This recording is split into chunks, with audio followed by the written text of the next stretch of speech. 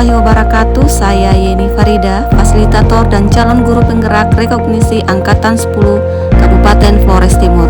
Sebagai aksi nyata saya pada modul 1.4, saya akan melakukan diseminasi budaya positif kepada rekan guru di sekolah. Adapun tujuan kegiatan diseminasi ini adalah guru akan belajar memproses budaya positif di sekolah yang nantinya akan menjadi perubahan baru yang menggerakkan seluruh ekosistem sekolah, membentuk karakter murid, guru, bahkan visi dan misi dalam sekolah.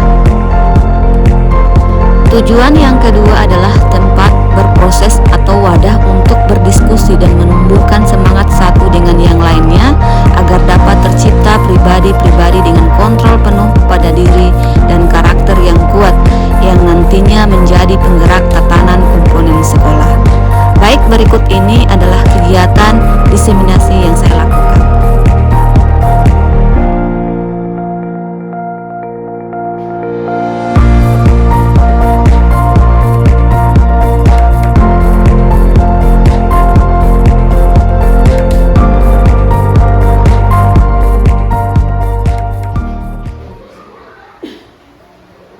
Baik Bapak Ibu Guru, selamat pagi.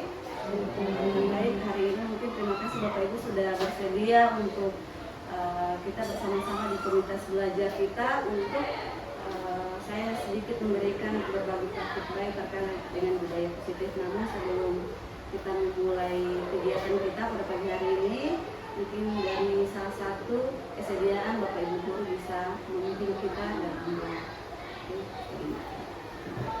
Di depan.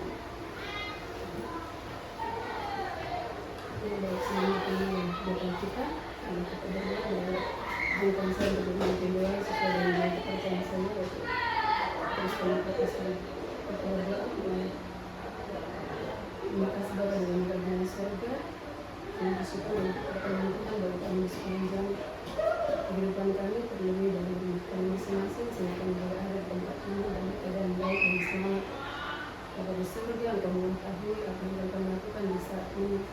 Untuk kedua Tuhan, kiranya kegiatan yang akan laksanakan mulai dari awal, pertengahan hingga pada akhirnya, kami hanya laskan kami di dalam nama Bapa, Anak, dan Roh Kudus. Haleluya. Amin. Baik, terima kasih Ibu Dina sudah membawa kita dalam doa. Baik, Bapak Ibu Guru, terkait dengan budaya positif ini, mungkin salah satu yang menjadi permasalahan kita di PNM adalah yang menjadi topik kita untuk permasalahan terkait dengan dalam rapor pendidikan yang masih rendah itu terkait dengan budaya positif. Nah, kebetulan saya sebagai fasilitator dan calon guru penggerak rekognisi di Kabupaten Flores Timur ada salah satu modul di 1.4 berkaitan dengan budaya positif.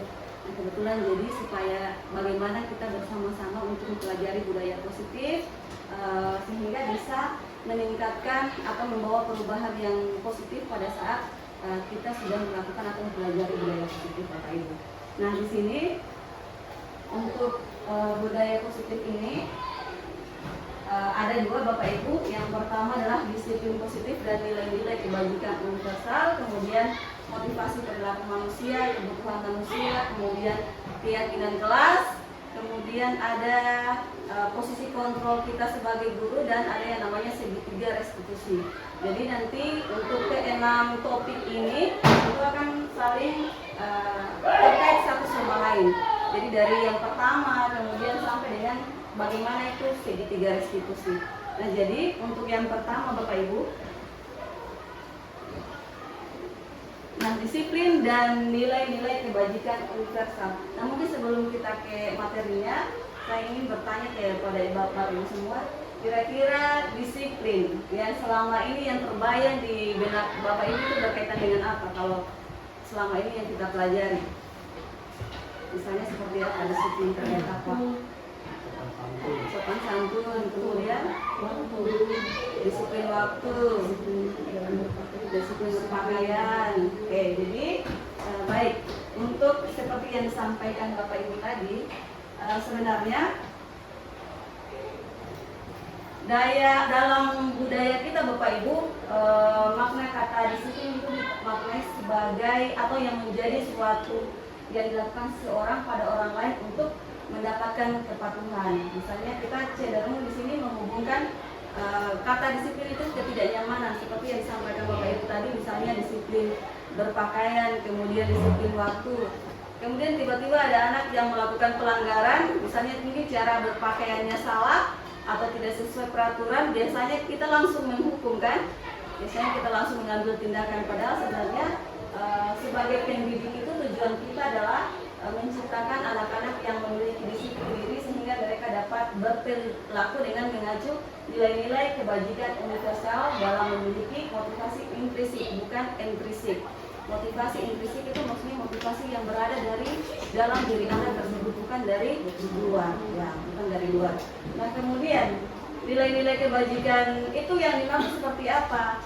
Nilai-nilai kebajikan yang dimaksud misalnya adalah kalau di profil pelajar Pancasila, kalau di dalam ini ada beberapa organisasi yang membuat tentang nilai-nilai kebajikan universal, tetapi karena berkaitan dengan visi kita, biasanya tujuannya kita itu di profil pelajar Pancasila ada 6 dimensi, tentang ketetapan terhadap Dharma Esa, kemudian sampai dengan kebinekaan global, mandiri, kreatif, itu diarahkan ke situ untuk mencapai visi kita tersebut. Kemudian biasanya disiplin positif ini adalah cara yang bertujuan untuk menimbulkan kesadaran dan memberdayakan anak untuk melakukan sesuatu tanpa sorotan, ancaman maupun hukuman. Nah, sekarang saya bertanya lagi, kira-kira selama ini penerapan disiplin kita masih mengacu di mana? Apakah memang timbul dari kesadaran anak itu untuk berubah, atau mungkin memang karena ancaman, hukuman, atau seperti apa yang selama ini Bapak Ibu lihat? Hukuman ya Bapak Ibu ya. Nah, makanya Bapak Ibu kita belajar ini supaya kita tahu bentuk hukuman seperti apa, kemudian bentuk nanti disogokan dan ancaman itu apakah memang boleh dilakukan atau tidak, nanti kita akan pelajari di pada saat Bapak Ibu kita belajar di tentang konsekuensi, kemudian hukuman dan penghargaan. Nah, tapi kita belajar dulu di disiplin positif. Nah, oke. Sekarang ada Bapak Ibu bisa lihat layarnya.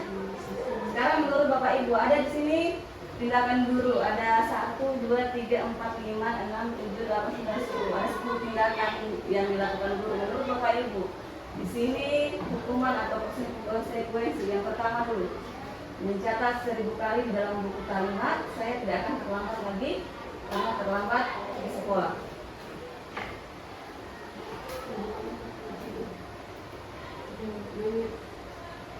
Iya, hukuman atau konsekuensi. Konsekuensi. Oke, nomor 2, lari di lapangan basket 2 kali karena terlambat hadir di sekolah. Hukuman. Membersihkan coretan yang dibuatnya di meja tulis. Hukuman. Murid diminta untuk push up 15 kali karena tidak menggunakan masker di sekolah. Hukuman. Menggantikan kertas tugas teman yang telah dicoret-coret. Konsekuensi. Berjemur di lapangan basket pukul 12 siang karena ngobrol dengan teman. Hukuman. Murid diminta bertelanjang kaki sepanjang hari karena tidak menggunakan sepatu warna hitam sesuai peraturan sekolah. Berdiri di depan kelas sambil mengangkat kaki satu karena tidak bisa menjawab pertanyaan. Hukuman. Membersihkan tumpahan air di meja tulis karena tersentuh pada saat belajar. Kehilangan 10 menit jam istirahat untuk mengerjakan tugas karena terlambat datang dan tertinggal pelajaran selama 10 menit. Konsekuensi. Oke, jadi 10 tindakan guru tadi dari jawaban Bapak Ibu kayaknya hampir sudah memahami hukuman seperti apa, konsekuensi seperti apa. Kira-kira dari tindakan guru di sini apa yang membedakan hukuman dengan konsekuensi yang di sini? Kan Bapak Ibu nanti langsung bisa jawab toh. Kalau konsekuensi itu apa? Konsekuensi itu akibat dari membuat ini, sehingga dia harus menerima resiko dari. Kalau hukuman langsung kita langsung tembak dia atau langsung silakan mengerjakan ini. Oke. Kalau konsekuensi seperti tadi Bu Nina sampaikan bahwa konsekuensi itu akibat dari yang dia lakukan. Tapi biasanya konsekuensi itu dia mengajarkan supaya bertanggung jawab atas tindakan yang dia lakukan. Kayak ini kan, mengganti kertas tugas teman yang telah dicoret-coret. Berarti dia mengajarkan bagaimana supaya bertanggung jawab dengan apa yang dia lakukan. Sekarang ini penjelasannya Bapak Ibu. Biasanya kalau hukuman itu bersifat tidak terencana, langsung tiba-tiba kan. Kemudian yang terjadi adalah anak atau murid di sini tidak tahu apa yang akan terjadi. Jadi langsung, kenapa tiba-tiba saya dihukum? Pasti kenapa Ibu? Biasanya. Dan tidak dilibatkan oleh siswa dalam memberikan saran atau masukan yang pada saat guru melakukan sebuah tindakan atau hukuman. Jadi sifatnya satu arah saja dari guru saja. Sedangkan kalau biasanya itu diberikan berupa fisik maupun psikis. Tidak ada hubungan antar pelanggaran dengan penguatan nilai yang diberikan. Kemudian kalau konsekuensi itu biasanya sudah terencana atau sudah disepakati. Nah, kemudian biasanya untuk yang terjadi di sini adalah memang ada hubungan yang dilakukan dengan penguatan dan nilai yang akan dihasilkan dari siswa itu sendiri. Misalnya tadi tanggung jawab. Kemudian nanti ada yang namanya kita belajar restitusi. Nah, restitusi ini dia proses menciptakan kondisi bagi murid untuk memperbaiki kesalahan mereka sehingga mereka bisa kembali pada kelompok, kemudian dengan karakter yang lebih kuat. Biasanya kalau restitusi ini harapannya adalah anak-anak bisa lebih percaya diri, kemudian bertanggung jawab, kemudian lebih bisa mandiri dan bisa menemukan solusi atas permasalahannya sendiri. Jadi sebelum kita memberikan konsekuensi, nanti kita akan tanya dulu kira-kira sesuai dengan keyakinan kelas kita atau tidak. Jadi dia menemukan jawaban sendiri atau menemukan kesalahan sendiri. Ya, wali kelas nanti yang ini biasanya itu kalau misalnya anak-anak melakukan pelanggaran langsung dipanggil dulu, jangan langsung diberikan konsekuensi. Kita harus munculkan dulu perasaannya bagaimana. Jangan langsung kita memberikan atau menyalahkan mereka dengan tindakan yang mereka lakukan. Jadi pelan-pelan biasa seperti itu. Nanti akan memunculkan karakter mereka.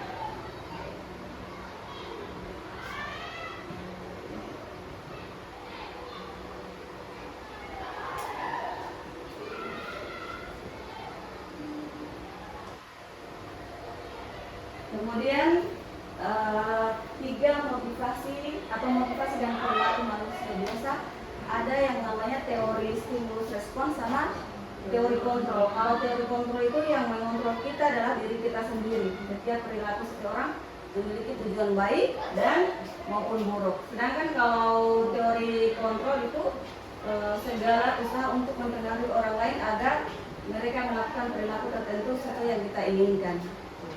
Kemudian, nah itu yang mengatakan itu bukan saya, tapi Dr. William Glasser dalam kontrol teori menuliskan beberapa miskonsensi terkait dengan makna kontrol di sini. Miskonsensi itu terkait kayak salah pemahaman. Nah, yang pertama, guru dapat mengontrol murid. Mungkin kadang kita sebagai guru kita seakan-akan atau berpikiran, ini murid saya bisa kontrol dia melakukan apa untuk kita kan? Biasanya begitu kan? Tidak jauh juga saya sendiri kadang mungkin kita berpikir melakukan refleksi, ternyata memang sebagai guru itu kita tidak bisa melakukan atau mengontrol siswa. Kemudian yang kedua adalah semua penguatan positif, efektif dan bermanfaat. Itu miskonsensi yang kedua. Yang ketiga adalah kritik atau membuat orang merasa bersalah dapat menguatkan karakter. Misalnya kita kritik anak-anak tuh di depannya atau seperti apa, ya itu biasa justru akan melemahkan karakter anak tersebut. Dia langsung kayak down begitu. Bapak guru sampaikan begini, tetapi tidak sesuai dengan anak-anak punya karakter. Kemudian bahwa orang dewasa memiliki hak untuk memaksa. Jika kita lebih tua atau mungkin lebih berpengaruh, akhirnya kita seakan-akan bisa mengukur anak-anak. Nah,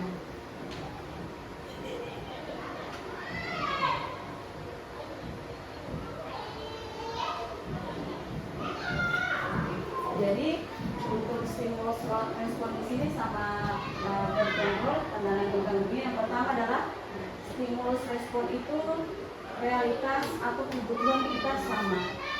Kemudian untuk teori kontrol di sini realitas kebutuhan kita berbeda. Nah, kemudian semua orang melihat hal yang sama. Untuk teori kontrol, setiap orang memiliki gambaran berbeda.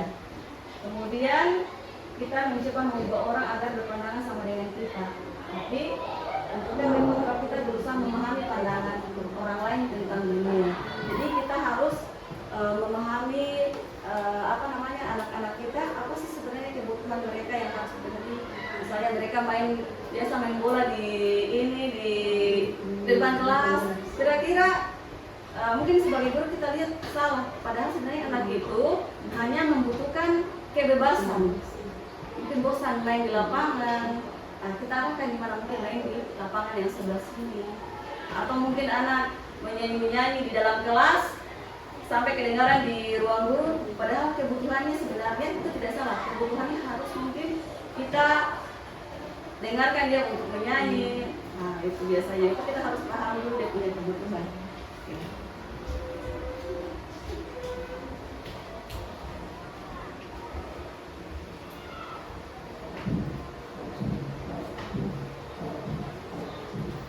Jadi untuk 3 motivasi perilaku manusia itu, yang pertama adalah menghindari ketidaknyamanan, kemudian hukuman, yang kedua adalah mendapatkan imbalan atau penghargaan, yang ketiga adalah menghargai diri sendiri dengan nilai yang mereka percaya. Jadi untuk 3 motivasi perilaku manusia ini tidak terlepas juga kepada siswa kita. Contohnya tadi mungkin sebelum slide yang ini,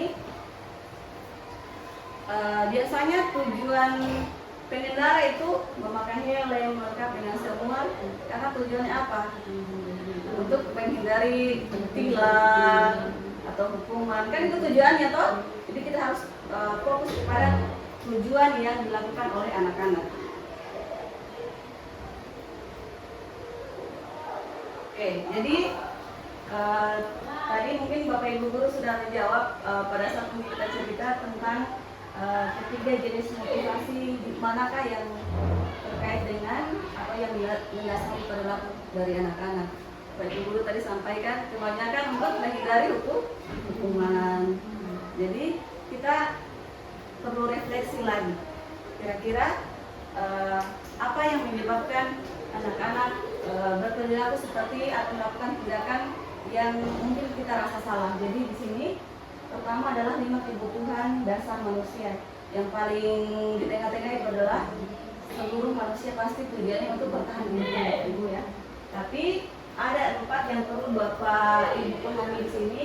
Yang pertama adalah mungkin dia butuh kasih sayang dan rasa diterima, kemudian kebebasan, kesenangan atau penguasaan. Jadi untuk kasih sayang mungkin kemarin mungkin salah satu siswa kita, mungkin Febrian salah satunya mungkin berperilaku yang tidak sesuai. Ternyata memang kalau kita telusuri berarti dia butuh rasa kasih sayang dari orang tuanya. Mungkin akhirnya dia melakukan pelanggaran seperti itu. Kemudian kebebasan yang saya contohkan tadi, anak-anak bermain bola, mungkin mereka punya bebas bukan di lapangan ini tapi di tempat yang lebih kecil. Kemudian kesenangan, kemudian adalah penguasaan. Misalnya mereka lempar-lempar apakah, bawa kejar-kejar di depan sini, itu mereka hanya butuh kesenangan saja sebenarnya. Jadi itu yang mendasari kebutuhan dasar manusia. Kemudian penjelasannya seperti ini Bapak Ibu. Biasanya untuk bertahan hidup tadi rasa aman, kemudian makan, minum, dan kebutuhan pokok. Untuk kasih sayang dia tetap terhubung dengan orang lain. Jadi dia tidak merasa kesepian begitu. Mungkin ada permasalahan atau apa. Jadi sebagai guru mungkin kita langsung PKO mungkin menjaga anak memang dia pengen diperhatikan saja. Mungkin dari rumah orang tuanya tidak perhatikan. Jadi pas di sekolah dia cari perhatian ke guru. Kemudian mungkin bisa nanti diterima kelompoknya. Biasa kan dalam kelas mungkin kita lihat ada beberapa anak yang belum bisa bersosialisasi dengan rekan-rekan. Misalnya kita contohkan ada waroi, sambil. Biasanya mungkin kita sebagai guru harus memahami supaya mereka bisa diterima sama-sama di kelompok yang sama. Kemudian untuk penguasaan, biasanya ini terkait dengan jiwa kompetensi anak kok. Biasanya mereka supaya lebih didengarkan lagi, kemudian mereka lebih kompeten atau terhadap yang mereka miliki dan dihormati. Jadi anak-anak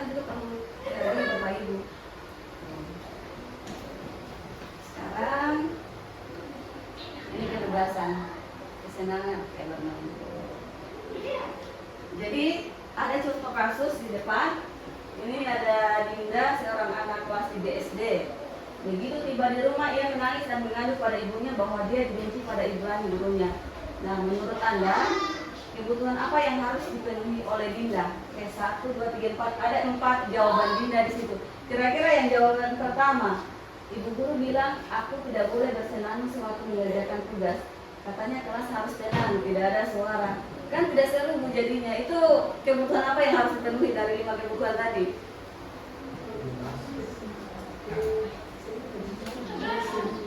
Kesenangan apa? Kebebasan. Oke, jadi dia sebenarnya di kesenangan. Karena dia hobinya sebenarnya bernyanyi, tapi pada saat di kelas tidak sesuai dengan tempatnya, dia hanya ingin bersenang-senang saja. Oke. Jadi dia menyanyi, padahal jangan menyanyi. Tapi dia butuh ruang untuk yang saya bapak guru dan seni budaya ini harus, dia hobi menyanyi, ayo ke kantor. Kau hobi menyanyi apa? Nanti praktek hobi menyanyi saja. Nah, biasa begitu. Kemudian yang kedua, ibu guru tidak menyapaku hari ini, padahal aku pakai jemput rambut baru. Ya, tapi rasa kasih saya. Aku bosan, masa belajar cuma begitu-begitu saja, dengaran ibu guru saja. Itu apa? Bebe? Kebebasan, karena dia rasa bosan tuh. Jadi kalau di posisi yang ketiga ini, berarti bapak ibu guru bagaimana supaya bisa membuat metode belajar yang bagus untuk anak-anak yang merasa bosan begitu. Kemudian yang ketiga, aku sebel gambarku tidak rapi, malah ibu guru menunjukkan ke teman-temanku di depan kelas. Itu kayak macam penguasaan yang menghargai.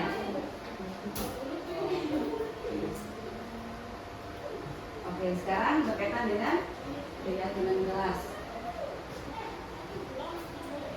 Untuk keyakinan kelas ini, seperti yang saya sampaikan tadi Bapak Ibu, sebelum menentukan nilai-nilai kebajikan yang harus kita capai dalam keyakinan kelas, biasanya kita harus sesuaikan dengan visi sekolah yang sudah ada.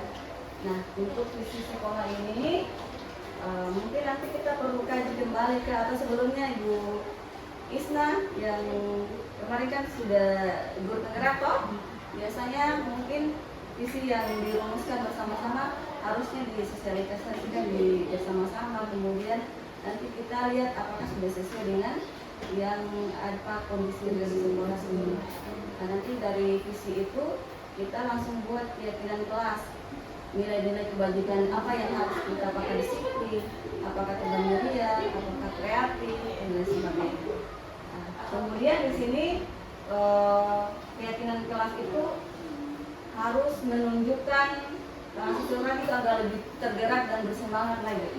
Jadi biasanya bukan hanya sekedar peraturan tertulis. Nah, di sebelah sini mungkin ada tata tertib sekolah. Di sini ada hampir berapa? Ada dari aspek kerajinan, kerapian, kemudian kelakuan juga kebersihan. Ada beberapa mungkin yang apakah Bapak Ibu kata dilarang, kemudian apalagi tidak mengoperasikan, tidak boleh, itu sebenarnya kita perlu hindari. Biasanya untuk ada ketentuan pembuatan keyakinan kelas lebih abstrak dari peraturan, lebih nyata dari peraturan. Jadi anak-anak bisa melihat, oh ternyata kita punya keyakinan kelas ini berkaitan bagaimana kita bisa memotivasi kita untuk bisa patuh pada keyakinan yang dibuat bersama.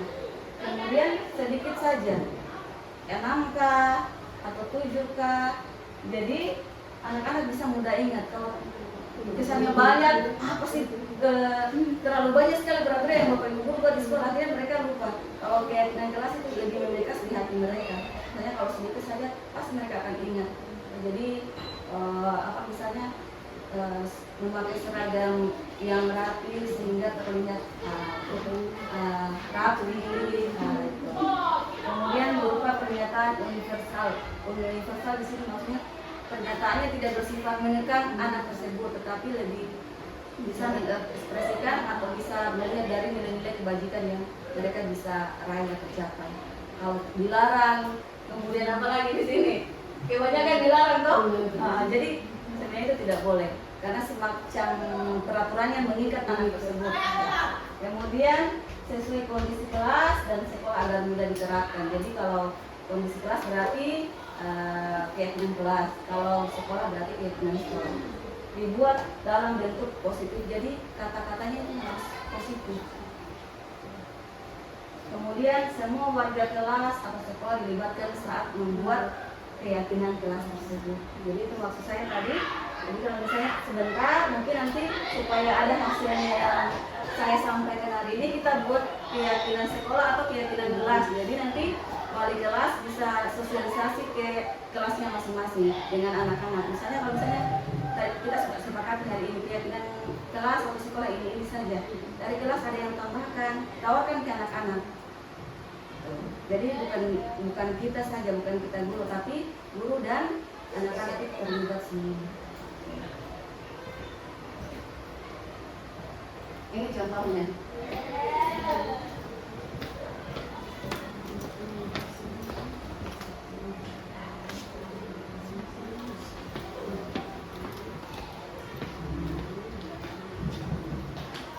Bapak Ibu saudara,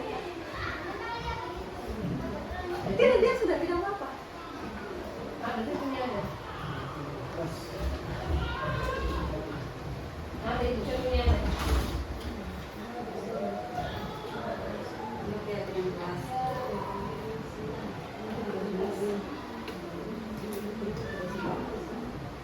Yuk, aduh, ada lagi ada Sudah kalimat yang positif. positif. Mereka bisa melakukan. Jadi misalnya ini kelas 5 ini jadi masih SD. Tapi kalau kita SMP mungkin capaian masih apa namanya perlu lebih ke apa namanya kayak disiplin, kemudian tapi kayaknya kata-katanya hampir kondisi sekolah kita ya, kayak untuk bertanggung jawab mengerjakan tugas pikir. Jadi ada kata-kata ini Bertanggung jawab. positif di sini, bersikap jujur, bersikap menang, kemudian bersikap sopan dan menghargai guru. Kan biasanya kalau terkait dengan bersikap sopan dan menghargai guru sini tidak boleh berbicara kasar. Berarti anak-anak tidak tahu nanti dampaknya kalau saya tidak berbicara kasar, apa untungnya buat saya toh? Padahal sebenarnya untuk keyakinan bersama itu supaya mereka lebih sopan dan menghargai, sikap saling tolong menolong, kemudian hidup rukun dengan teman. Jadi itu contohnya ini saja. Ada 6 kesepakatan apa namanya keyakinan kelas. Jadi kalau misalnya Apa Bapak biasa? Ibu, Biasa kan kita bapak ibu kalau masuk di kelas, biasa kan kita suka sampaikan secara lisan. Bagusnya tadi kayak begini itu kan nggak usah tertulis biar karena kita kalau kita bapak ibu itu udah sempat sampaikan mereka bisa langsung baca sedikit. jadi mungkin nanti di apa namanya di depan kelas loh. Makanya saya bilang kalau nanti kita buat di kertas itu nanti anak-anak jadi dia bertahan. Anak-anak juga mau naik kelas, mau diganti lagi dengan dia yang baru kan. Kalau kelas kan kadang kita yang kertas anak-anak itu tidak tahu mereka aktifnya luar biasa. Sekolahnya sendiri, sekolahnya sendiri. Sekolahnya sendiri. Kalau sekolah bisa dipaparin bela visi waktu itu. Kalau macam kayak salam juga begitu. Kayak salam kita kadang-kadang kan kita lagi monoton itu jangan salam. Ya, kalau sebenarnya ada kan beberapa kata salam itu menggunakan mungkin dengan rangkum, dengan bentuk atau dengan itu tos saya Terus saja begini kan belum ini toh itu bisa di apa ya mungkin Bapak Ibu bisa tambahkan kan ini untuk inti dari keyakinan kelas toh nanti pada saat sosialisasi Bapak Ibu guru nanti jelaskan bertanggung jawab mengerjakan tugas piket itu seperti apa, nanti tanya dulu nanti anak-anak jawab, oh kalau bertanggung jawab mengerjakan tugas piket berarti kalau tiap jadwal saya harus bersihkan kelas, berdoa itu nanti mereka sendiri yang temukan dia punya jawaban. Jadi jangan kita yang tulis di situ berdoa sebelum memulai. Kemudian nanti mungkin bisa tambahkan menumbuhkan apa keyakinan kepercayaan terhadap Tuhan.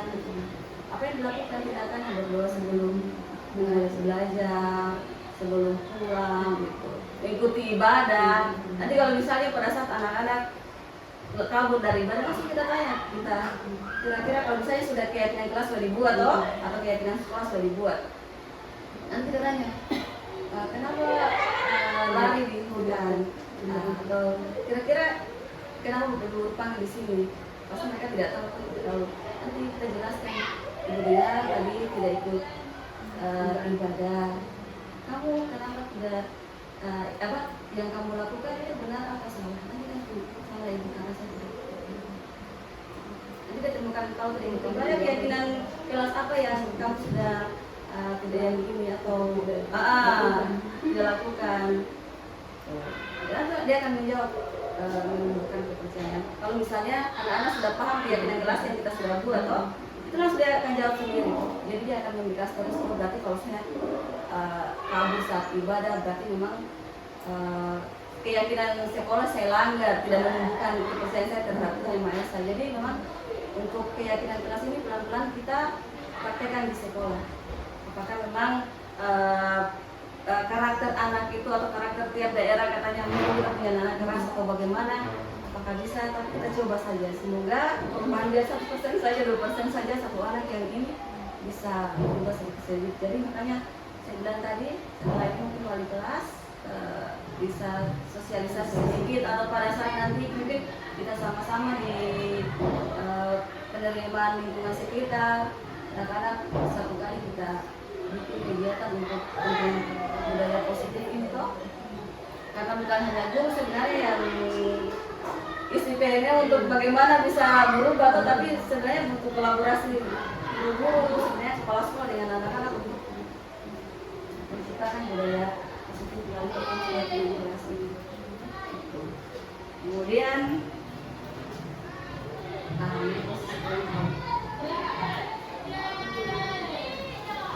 sebelum saya memberikan gambaran sedikit tentang posisi kontrol ini, Bapak Ibu guru silakan baca yang di depan.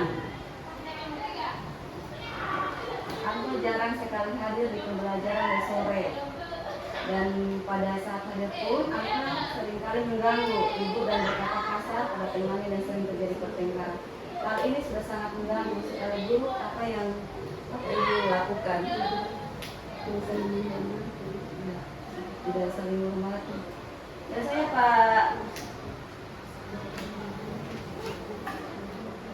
biasanya kalau selama ini langsung menegur kah atau bagaimana? Pak Guru bagaimana Pak Guru? Langsung menegur ya? Oke, jadi atau ada yang lain? Anak-anak malas suka jalan-jalan aja di kelas tuh biasanya tanpa di kelas tuh langsung kumpul malas begini. Di situ kayaknya kita sebagai guru kita harus ini kan di sisi posisi kontrol berarti kita harus melakukan kontrol khusus untuk itu kan. Oke. Jadi biasanya kalau tindakan refleks kita yang kita lakukan biasanya langsung, Anto kenapa kamu berkata kasar? Anto jangan ribut, jangan ganggu teman tuh, biasanya kita gitu ya. Spontan Spontan keluar. Tapi di sini nanti ada 5 posisi kontrol kita selama ini sebagai guru. Yang pertama itu menghukum, membuat rasa bersalah, kemudian sebagai teman, memantau dan mengejar. Jadi posisi yang pertama penghukum itu biasanya kita langsung tegur saja toh, langsung kita hukum. Anto kamu ribut, angkat kaki satu di depan. Itu namanya posisi kita sebagai penghukum, langsung ada tindakan.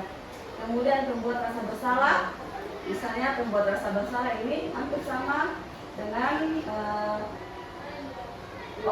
itu hampir sama dengan teman.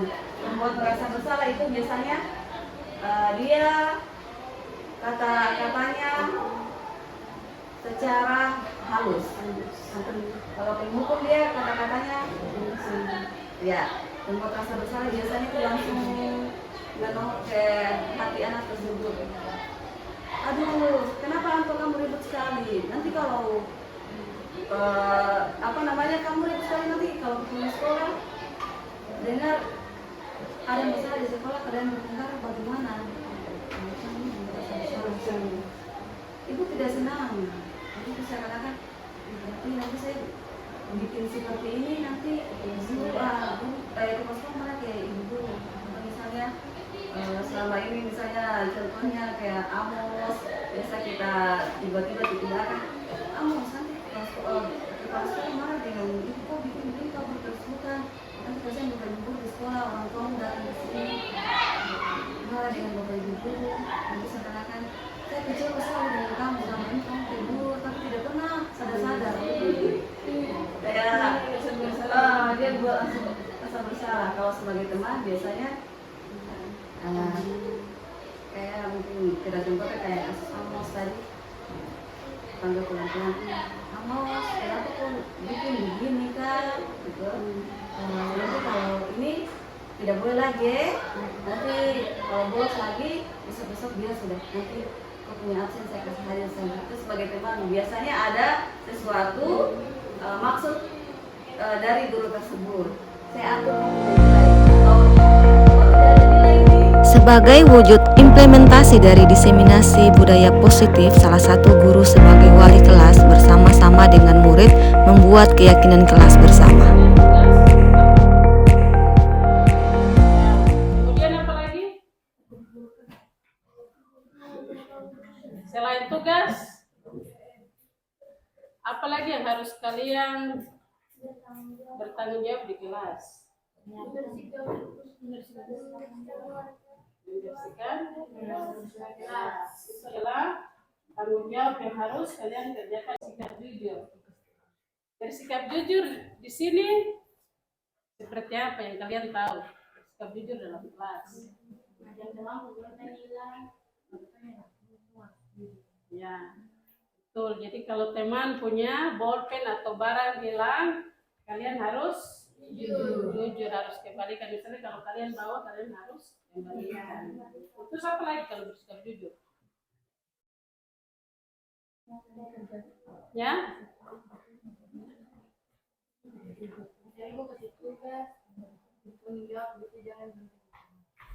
Ya, jadi tidak boleh.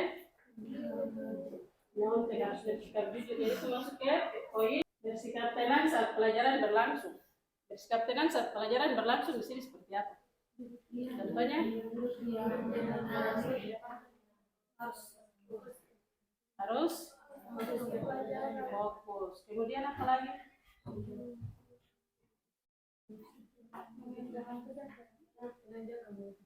Mengerjakan tugas dengan tenang. Maya? Tidak boleh bermain. Terus? Tidak boleh bermain. Jadi itu bersikap tenang saat pelajaran berlangsung.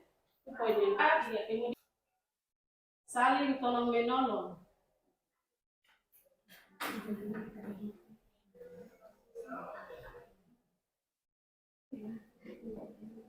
Saling tolong menolong di sini yang kalian harus lakukan di dalam kelas seperti apa? Contohnya ada bolpen,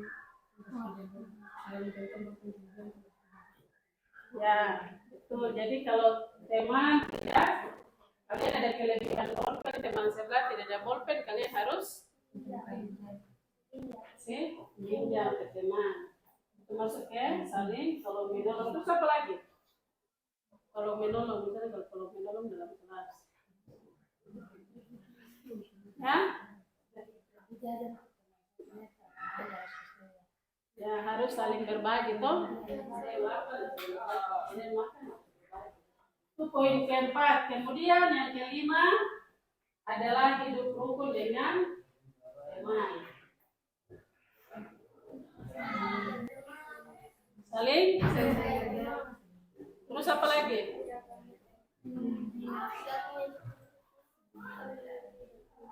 Kuat. Saling menghargai. Terus apa lagi? Menghormati. Jadi harus saling sama. Di sini ada 5. Apakah ada yang kalian mau tambahkan di sini selain bertanggung jawab, mengerjakan tugas, terus bersikap jujur, bersikap tenang saat pelajaran berlangsung, saling tolong menolong, dan yang terakhir hidup rukun dengan teman? Apakah ada yang kalian mau tambahkan di sini? Jadi di sini nanti kita sama-sama terapkan keyakinan kelas ini, kemudian kita akan sama-sama jalankan secara bersama-sama. Jadi di sini ini adalah budaya positif yang harus kita terapkan bersama-sama. Hal positif yang harus kita laksanakan atau kita kerjakan secara bersama-sama di kelas. Selain yang Ibu tulis di sini ada 5 poin, apakah ada yang mau tambahkan di situ? Apa yang kalian mau tambahkan di sini? Supaya tidak boleh ada teman yang buat apa gitu, kalian mau tambahkan di sini selain 5 poin ini. Ada? Tambah apa di sini selain 5 poin ini? Nah, Ibu mungkin saya mau tambah ini. Ya? Karena nanti setelah kita terapkan apa? Tambahkan apa nanti? Jangan membolos saat pelajaran. Kalau jangan membolos di sini masuk di poin mana? Tanya jawab, bersikap jujur, bersikap tenang saat pelajaran sampai kalau membolos di buku. Berarti di sini Ibu tambahkan di sini, Ibu tidak masuk di dalam. Ibu tambahkan di sini, tidak boleh pelajaran tidak boleh bolos saat pelajaran berlangsung. Iya.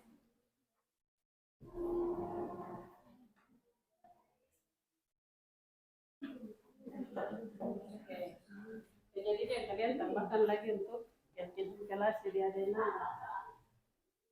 Oke, baik. Jadi ini adalah keyakinan kelas atau sesuatu yang harus kita terapkan bersama-sama dalam kelas. Jadi ini adalah budaya positif atau sesuatu yang positif untuk kita sama-sama. Demikianlah aksi nyata saya sebagai implementasi dari modul 1.4 budaya positif. Terima kasih, Kasumasa Jo Subah.